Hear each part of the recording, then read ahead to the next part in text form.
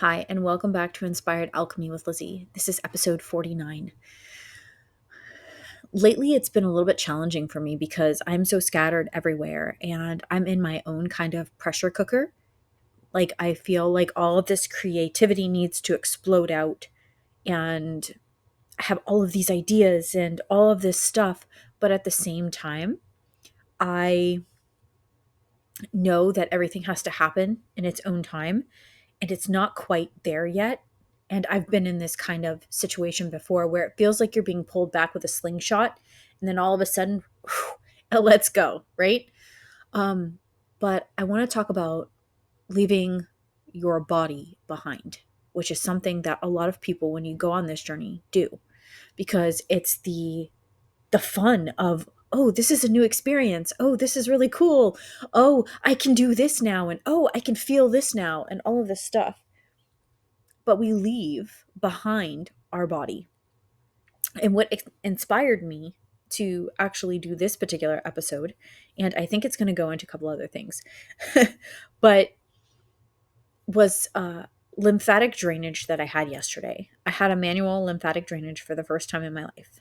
And I knew I needed it. I know that I've needed it for a really long time. So my chiropractor and polyvagal practitioner is like, let's do some lymphatic stuff. And I was like, okay, this sounds like fun. And so we did it. And in my session, he was like, when you do all of this healing, you have to take your body with you too. And while I understand, and I thought that I was doing that, I mean, he's right. Because it's kind of like that growth zone, comfort zone, anxiety zone kind of thing, where you feel like you're doing all of the things for your body because they're not things that you would have done before, but you don't move forward with deeper things. Kind of like in healing, it's like, oh, or in personal development, I couldn't think of the word. You continuously do the work, and then you're like, oh, this is getting pretty easy. I can do this stuff. I can do this stuff, which means that you're in your comfort zone. And I was for my physical. And that kind of leads me into how we leave these things behind. We have to make sure that we're taking care of our body. And when we are all clogged up, like a lymphatic system, which holds so much, and I say toxins, the lymphatic system is what carries all the toxins to the liver and things like that so that it can be expelled. And when our lymphatic system is not moving properly, everything gets clogged up. And we can feel like that spiritually as well. So then, no matter what you do, you still feel like there are blockages in there because, and I'm speaking metaphysically and physically, there's like these blockages within you where it's like, I can't understand why I can't get to that next level. Well, maybe my health, I couldn't get to that next level no matter what I did because my lymphatic system wasn't moving everything properly. It wasn't flowing. It wasn't in a state of flow like it needed to be. I needed to do something more. And while it's something I wanted to do, it's not something I voiced. And when he said, let's do it, I felt like, yes, this is something that I need to do. And I just did that yesterday. So my body is kind of trying to reach a new homeostasis and clear out all of the things that were in there. And it's super interesting. So while all of these spiritual things and energetic things can be fun, sometimes we can only get so far because we haven't allowed our physical to catch up. We haven't rested. We're not hydrating. We're not eating properly. Our lymphatic systems are sluggish. Our digestive systems are sluggish. All of these different things. And we can't expect to move forward if we are not doing the things that we need to do in order for things to flow properly. So I could have been blocking so much of myself and so many things because it was all stored within my lymphatic system and within the body. Even your fascia, all that stuff, it holds on to emotions and memories and all of that kind of stuff that could very well be blocking personal growth or energetic growth or alignment or things like that. I know that it might not make sense now to some of you, but if you think about it, it really does. Our energetic body and our physical body, they won't always match up, but we want to try to get them as close as possible so that we can continue to make space for growth, so that we can continue to make space for, let's say you're somebody who is a life coach or a mentor of some sort or a Reiki practitioner, things like that.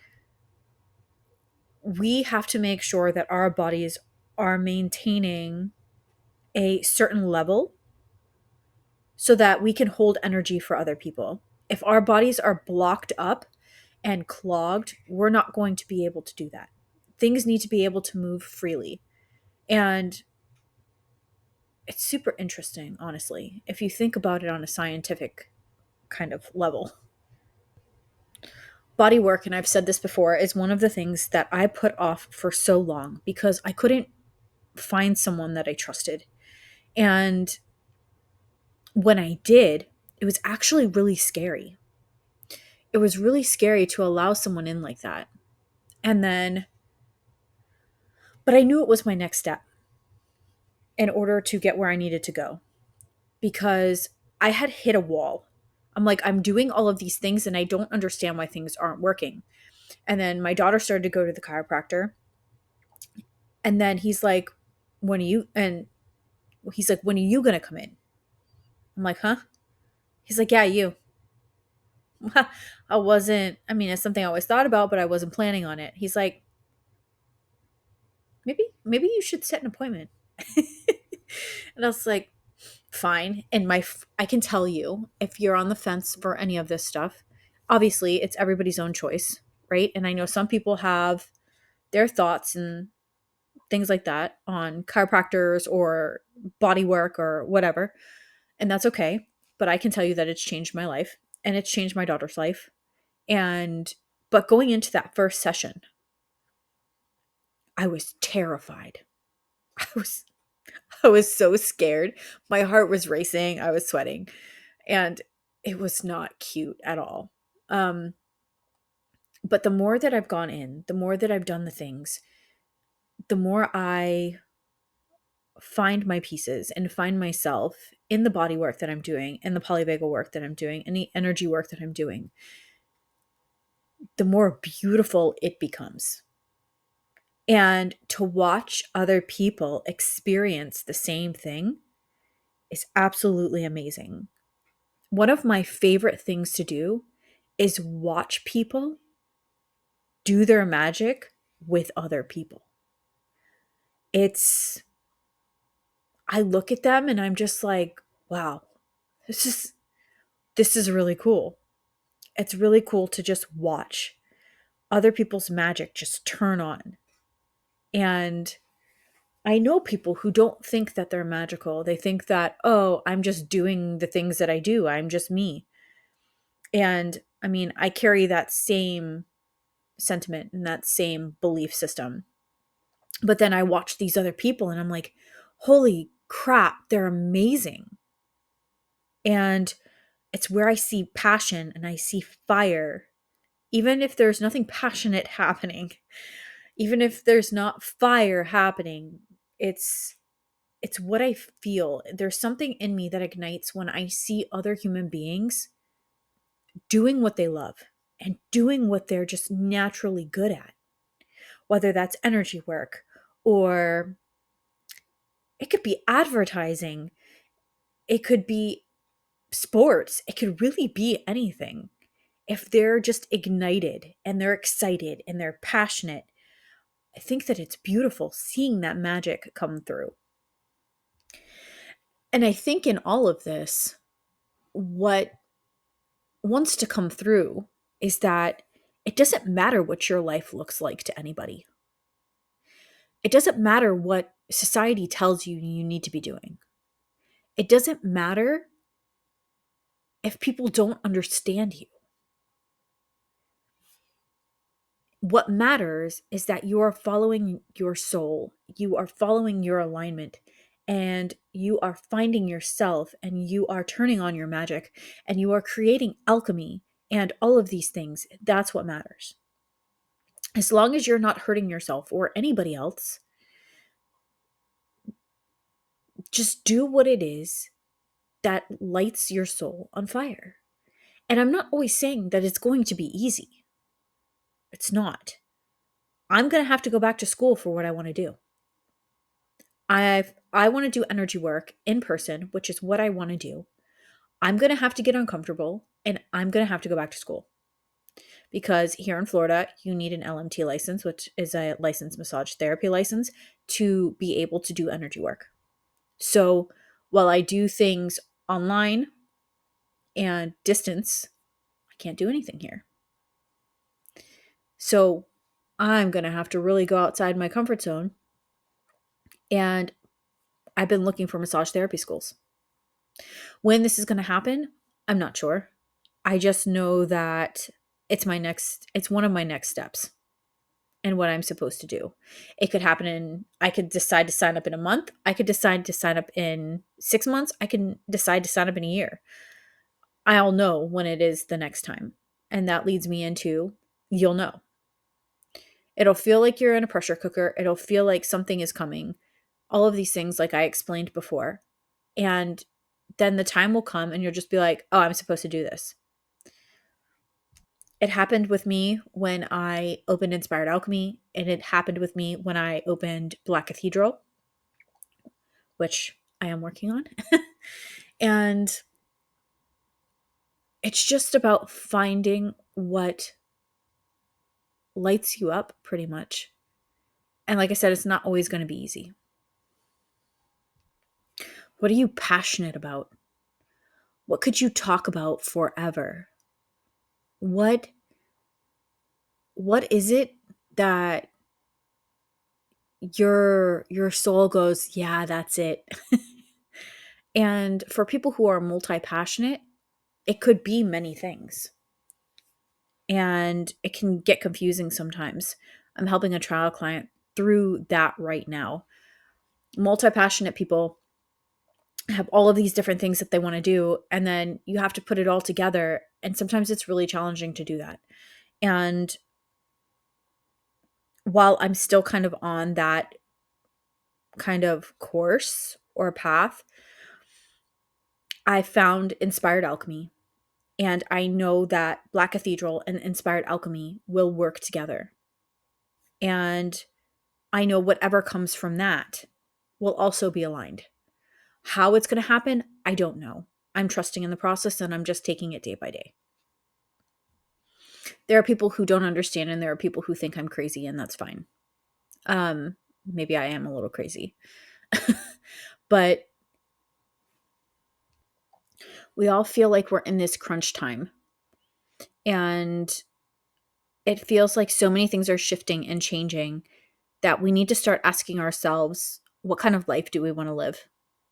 Is what I'm doing right now bringing me closer to how I want to live, who I want to be? And if the answer is no, maybe we need to start asking ourselves more questions.